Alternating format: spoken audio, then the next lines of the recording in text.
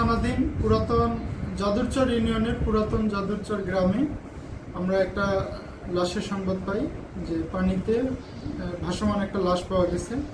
থানা পুলিশ সংবাদ পেয়ে আমরা সাথে সাথে সেখানে দ্রুত ঘটনাস্থলে পৌঁছি।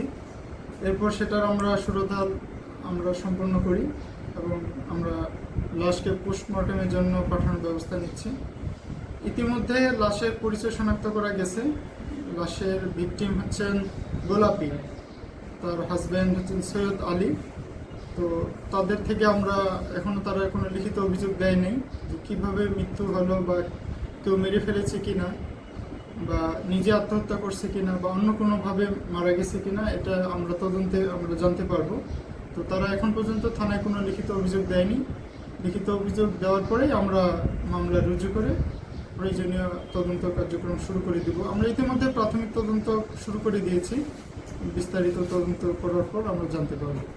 ধন্যবাদ।